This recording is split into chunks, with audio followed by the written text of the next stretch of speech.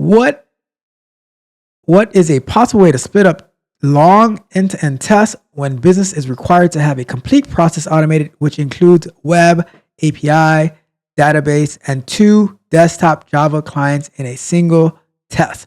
Well, talk about hitting us with the hard questions, all right? But, don't threaten me with a good time. So let's get our timer started for this question. So, splitting up long end-to-end tests. Well, I would say first, let's break it up. Let's break it up a little bit.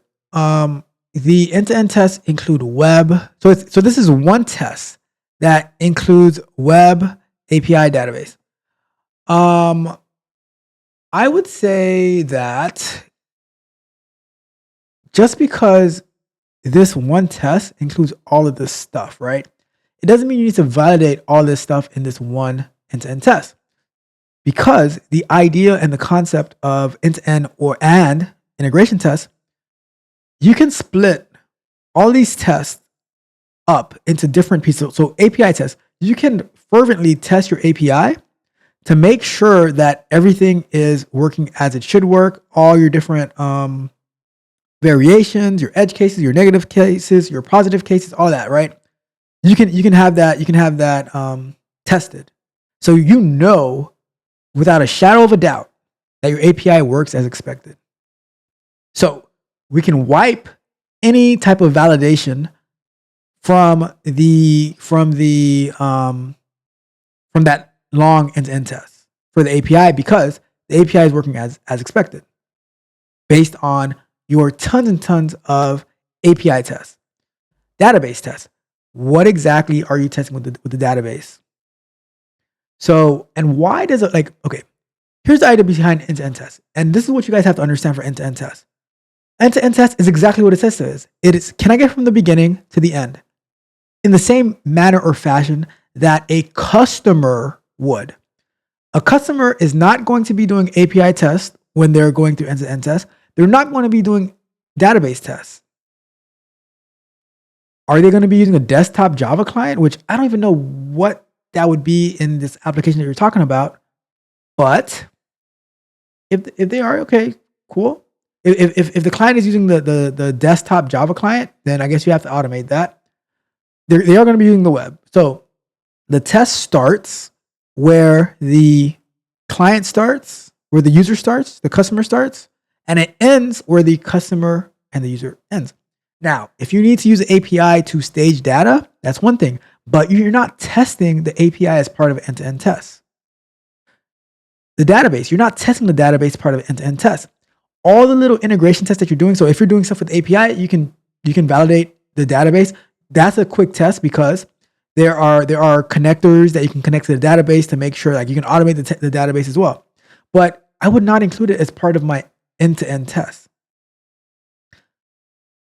Now, so the web test, like it's mainly going to be the web test and maybe some stuff with the desktop Java client, whatever that might be.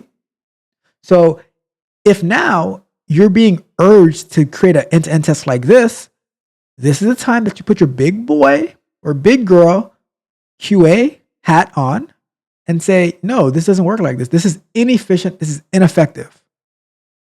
We cannot work this way. We will not work this way.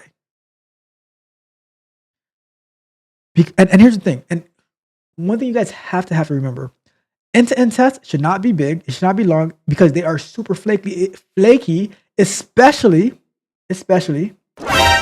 if you're using like web stuff like Playwright, Selenium, Cypress. Maybe Cypress and Playwright might be a little bit less flaky than Selenium. But at the end of the day, web tests, they take too long to run, or UI tests take too long to run. They're flaky as hell. So that's why our reliance should be more on our unit tests, our API tests, our integration tests, things like that. And then the UI is just, a few scenarios making sure things work. But our company better not be reliant on the UI for our business logic. That goes at a lower level. In the test, do you guys know the testing pyramid? So, good guy, you need to advocate for the right type of end-to-end test. not long into end test where you're going through the whole world of different validations. No, they test the API thoroughly in its own repository, own wherever. Test a database. You can test it maybe with the API. You can test it on its own, whatever the case may be. There are and what are are the developers doing any type of unit tests? So again, let me bring that back up. Bring the comment back up.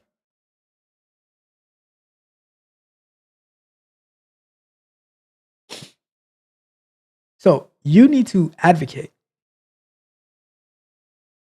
You need to fight for your QA rights because this is not feasible. As an end test, you gotta get them smaller. You have to make them specific to what the user is going to be doing. All right. Hopefully that helped. And let's wrap that one up. Shout out to Good Guy, always with the amazing questions. Always threatening me with a good time.